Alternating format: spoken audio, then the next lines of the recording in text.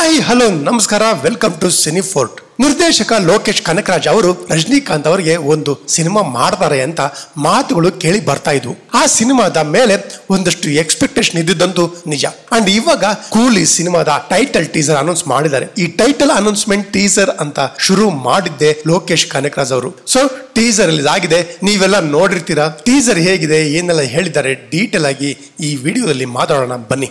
ಇನ್ನ ಈ ವಿಡಿಯೋ ನೋಡಕ್ಕೆ ಮೊದಲಿಗೆ ಮುಖ್ಯವಾಗಿ ಕಾಣೋದು ಅಲ್ಲಿನ ಕಲರ್ ಟೋನ್. ಹೌದು, ಬ್ಲಾಕ್ ಅಂಡ್ ವೈಟ್ ನಲ್ಲಿ ಟೀಸರ್ ನ ಪ್ರೆಸೆಂಟ್ ಮಾಡಿದ್ದಾರೆ. ಒಂದು ವಿಂಟೇಜ್ ಲುಕ್ ನಲ್ಲಿ ವಿಡಿಯೋ ಬಂದಿದೆ. ಯಾಕೆ ಅಂತ ನೋಡೋದಾದ್ರೆ 70s 80s ನಲ್ಲಿ ಬಂದಂತ ಹಲವು ಸಿನಿಮಾಗಳು ಅಂದ್ರೆ ಕೂಲಿ ಅನ್ನೋ ಟೈಟಲ್ ಇಂದ ಹಿಡಿದು ಅಲ್ಲಿ ರಜನಿಕಾಂತ್ ಹೇಳೋ ಒಂದು ಡೈಲಾಗ್, ಅಪ್ಪಂದ್ರು ತಾತಂದ್ರು ಬಂದ್ರು ಹೊರಟೋದ್ರು, ಮತ್ತು ಅಲ್ಲಿ ಬರೋ ಡಿಸ್ಕೋ ಸಾಂಗ್ ರೀಮಿಕ್ಸ್ ಇರ್ಬೋದು, ಕೊನೆಯಲ್ಲಿ ರಜನಿಕಾಂತ್ ಅವರು ಹಾಕೋ ವಿಜುವಲ್ ಸೌಂಡ್ ಇರ್ಬೋದು, ಎಲ್ಲವೂ ಈ ಹಿಂದೆ ಹಳೆ ಸಿನಿಮಾಗಳಿಂದ ಮರುಬಳಕೆ ಮಾಡಿಕೊಂಡಿದ್ದಾರೆ ನಿರ್ದೇಶಕ ಲೋಕೇಶ್ ಕನಕರಾಜ್ ಅವರು. ಇನ್ನು ಲೋಕೇಶ್ ಕನಕರಾಜ್ ಅವರು ಈ ಟೀಸರ್ ಅಲ್ಲಿ ಯಾವೆಲ್ಲ ವಿಷಯವನ್ನ ಕನ್ವೆ ಮಾಡಿದ್ದಾರೆ ಅಂತ ನೋಡೋದಾದ್ರೆ, ಕಾಮನ್ ಆಗಿ ಲೋಕೇಶ್ ಅವರ ಟೈಟಲ್ ಟೀಸರ್ ಅಂತ ಅಂದ್ರೇನೆ ಅಲ್ಲಿ ಬರೋ ವಿಷಯಗಳು ಸಿನಿಮಾದಲ್ಲಿ ಕನ್ವೆ ಆಗುತ್ತೆ. ಅದು ಅವರದೇ ವಿಕ್ರಮ್ ಸಿನಿಮಾ ಆದರೂ ಸರಿ, ಲಿಯೋ ಸಿನಿಮಾ ಆದರೂ ಸರಿ.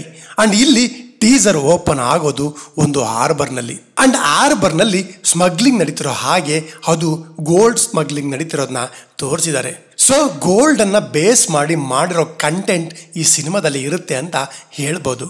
ಯಾಕಂದ್ರೆ ಇಲ್ಲಿ ಈ ವಿಡಿಯೋನ ನೋಡಿದ್ರೆ ಮೊದಲೇ ಹೇಳಿದ ಹಾಗೆ ವಿಡಿಯೋ ಬ್ಲ್ಯಾಕ್ ಅಂಡ್ ವೈಟ್ ಅಲ್ಲಿ ಇದ್ದು ಬರೀ ಗೋಲ್ಡ್ ಮಾತ್ರ ಹೈಲೈಟ್ ಮಾಡಿರೋದು. ಈ ಸಿನಿಮಾದ ಮೇನ್ ವಿಷಯನೇ ಗೋಲ್ಡ್ ನ ಬೇಸ್ ಮಾಡಿರೋ ಕತೆ ಅಂತ ಕನ್ಫರ್ಮ್ ಆಯಿತು. ಇನ್ನು ಸಿನಿಮಾ ಕೂಡ 80s 90s ಅಲ್ಲಿ ಬೇಸ್ ಮಾಡಿರೋ ಹಾಗಿದೆ. ಯಾಕಂದ್ರೆ ಅಲ್ಲಿ ಬರೋ RX 100 ಸೌಂಡು ಇವತ್ತಿನ ಕಾಲಮಾನಕ್ಕೆ ಯಾವುದಾದ್ರೂ ಇವಾಗ ಟ್ರೆಂಡಿಂಗ್ ಅಲ್ಲಿರೋ ಗಾಡಿನ ಬಳಕೆ ಮಾಡ್ಬೋದಿತ್ತು.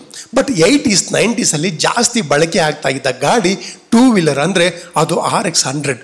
ಸೊ ಹಾಗಾಗಿ ಈ ಸಿನಿಮಾನ 90s ಅಲ್ಲಿ ಬೇಸ್ ಮಾಡಿರ್ತಾರೆ ಅಂತ ಹೇಳ್ತೀನಿ. ಇನ್ನ ರಜನಿಕಾಂತ್ ಅವರು ಈ ಜಾಗಕ್ಕೆ ಯಾಕೆ ಬಂದಿದ್ದಾರೆ, ಇಲ್ಲಿ ನಡೀತಿರೋ ಗೋಲ್ಡ್ ಸ್ಮಗ್ಲಿಂಗ್ ವಿಷಯ ಗೊತ್ತಾಗಿ ಅದನ್ನ ತಡೆಯೋಕೆ ಬಂದಿದ್ದಾರಾ? ಹಾಗೆ ಬರೋಕೆ ಇವರೇನು ಪೊಲೀಸ್ ಅಲ್ಲ ಅಥವಾ ಆ ಹಾರ್ಬರ್ನಲ್ಲಿ ಸೆಕ್ಯೂರಿಟಿನೂ ಅಲ್ಲ. ಕೈಯಲ್ಲಿ ನೋಡಿದ್ರೆ ಕೂಲಿ ಅಂತ ಬ್ಯಾಡ್ಜ್ ಇದೆ. ಸೊ ಇವರು ಆ ಫೋರ್ಟ್ ಅಲ್ಲಿ ಕೂಲಿಯಾಗಿ ಕೆಲಸ ಮಾಡ್ತಿರ್ಬೋದು.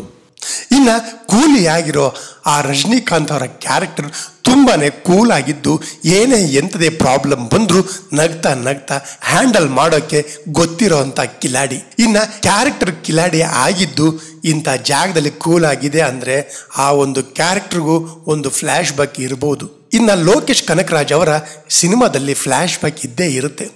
ಸೊ ಅಲ್ಲಿ ಇರೋ ಆ ಕ್ಯಾರೆಕ್ಟರ್ಗೆ ಒಂದು ಬ್ಯಾಕ್ ಸ್ಟೋರಿ ಇರುತ್ತೆ. ಸೊ ಅದು ಎಲ್ಲೂ ಮುಂದುವರಿಯುತ್ತೆ ಅಂತ ಹೇಳ್ತೀನಿ. ಇನ್ನು ಟೈಟಲ್ ಟೀಸರ್ನಲ್ಲಿ ಮುಖ್ಯವಾದ ಇನ್ನೊಂದು ವಿಷಯ ಅಂದರೆ ಅದು ಅಲ್ಲಿರೋ ಗೋಲ್ಡ್ ವಾಚ್ಗಳು. ಅಂಡ್ ಆ ವಾಚ್ಗಳನ್ನು ಚೈನ್ ಮಾಡಿ ಫೈಟ್ ಮಾಡೋಕ್ಕೆ ಬಳಕೆ ಮಾಡಿರೋದು ನಿಜವಾಗ್ಲೂ ಟೀಸರ್ನ ಒನ್ ಆಫ್ ದ ಹೈಲೈಟ್ ಅಂತ ಹೇಳ್ತೀನಿ. ಇನ್ನು ಸಿನಿಮಾ ಕತೆ ನಡೆಯೋದು ಕೆಲವು ಗಂಟೆಗಳಲ್ಲಿ ಅಥವಾ ಯಾವುದಾದ್ರೂ ಒಂದು ನಿರ್ದಿಷ್ಟ ವಿಷಯಕ್ಕೆ ಒಂದು ಟೈಮ್ನ ಫಿಕ್ಸ್ ಮಾಡಿ ಆ ಒಂದು ಟೈಮ್ನಲ್ಲಿ ಕೆಲಸ ಮುಗಿಸೋಕ್ಕೆ ಒಂದು ಟಾರ್ಗೆಟ್ ಸೆಟ್ ಮಾಡಿರ್ಬೋದು. ಸೊ ಹಂಗಾಗಿ ಅಲ್ಲಿ ಬೇರೆ ಎಲ್ಲ ಅಷ್ಟು ಚಿನ್ನದ ವಸ್ತುಗಳು ಇದ್ರೂ ಬರೀ ವಾಚನ್ನೇ ಹೈಲೈಟ್ ಮಾಡಿದ್ದಾರೆ ಅಂತ ಹೇಳ್ತೀನಿ. ಅಲ್ಲಿ ಬಳಕೆ ಮಾಡಿರೋ ಪ್ರಾಪರ್ಟಿಗಳು ಕೂಡ ವಿಷಯನ ಕನ್ವೆ ಮಾಡ್ತಾ ಇದ್ದಾವೆ. ಎಕ್ಸಾಂಪಲ್ ನೋಡೋದಾದ್ರೆ, ಹೊರಗಡೆ RX 100 ಗಾಡಿಯ ಸೌಂಡ್ ಬಂದ ಮೇಲೆ ನಟ ಅಯ್ಯಪ್ಪ ಶರ್ಮಾ ವಾಚ್ಗಳ ಚೈನ್ ತಗೊಂಡು ಹೋಗ್ಬೇಕಾದ್ರೆ ಅಲ್ಲಿ ಟೇಬಲ್ ಮೇಲೆ ಒಂದು ಸಿಂಹದ ಸ್ಟ್ಯಾಚ್ಯೂ ಇದೆ. ಅಂದರೆ ಸಿಂಹನ ಕಟ್ಟಿ ಹಾಕೋಕ್ಕೆ ಹೋಗ್ತಿದ್ಯಾ ಹುಷಾರು ಅನ್ನೋ ಥರ ಶಾರ್ಟ್ ಕಂಪೋಸಿಷನ್ ಚೆನ್ನಾಗಿದೆ. ಆಮೇಲೆ ಆ ಗೋಡನ್ ಒಳಗೆ ಫೈಟಿಂಗ್ ಆದಮೇಲೆ ರಜನಿಕಾಂತ್ ಅವರ ಎಂಟ್ರಿ, ಅವರ ಕಣ್ಣುಗಳನ್ನು ತೋರಿಸಿದಾಗ ಕೂಡ ಸಿಂಬಲಿಕ್ ಆಗಿ ಮೊದಲು ಬರಿಗಣ್ಣಿದ್ರೆ ನಂತರ ಗೋಲ್ಡ್ ಫ್ರೇಮ್ ಇರೋ ಕನ್ನಡಕವನ್ನು ಹಾಕ್ತಾರೆ. ಅಂದರೆ ಆಲ್ರೆಡಿ ಯುದ್ಧ ಗೆದ್ದಾಗಿದೆ ಅನ್ನೋ ರೀತಿಯಲ್ಲಿ.